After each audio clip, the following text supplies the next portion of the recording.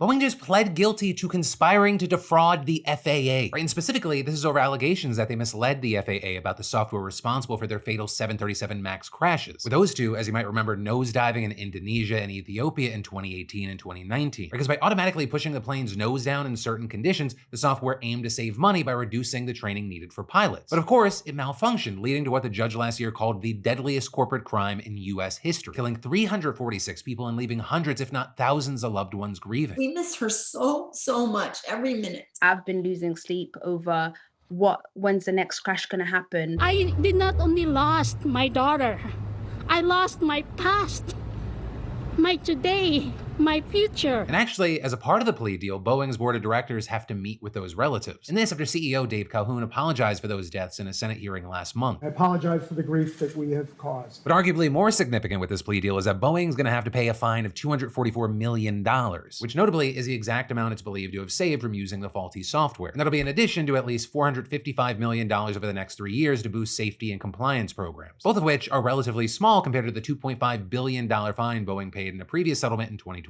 or that $20 billion it lost during the 20 months when its MAX planes were grounded by the FAA. And so now the judge just has to approve the plea deal, and the world's biggest aerospace company will literally be declared a convicted felon. For whatever that's worth, I guess. I mean, it's an abstract legal entity. Tons of people died, money is being spent, no one's going behind bars. And instead, what we're seeing is, the DOJ will select an independent monitor to oversee the firm's compliance and publicly file annual progress reports. So essentially, for the next 3 years, Boeing's on probation, and they could face further penalties if they're not good. Also, I mean, the conviction could threaten its ability to bid for government contracts from the likes of NASA and the Pentagon. So there, I mean, it could still try to get waivers, and you better believe it's going to fight like hell for them. Right? I mean, we're talking about a company that got nearly $23 billion in contracts from the DoD alone last year. The government contracts bringing in 37% of their revenue during that time. I mean, going back, all those penalties, that's not enough for many victims' families, with many wanting the DOJ to seek a fine of as much as $25 billion, and most of all, they wanted a triumph, with the mother of one victim telling Western Mass News, If a human being, a regular individual, killed 346 people, believe me, they would not be getting a plea deal.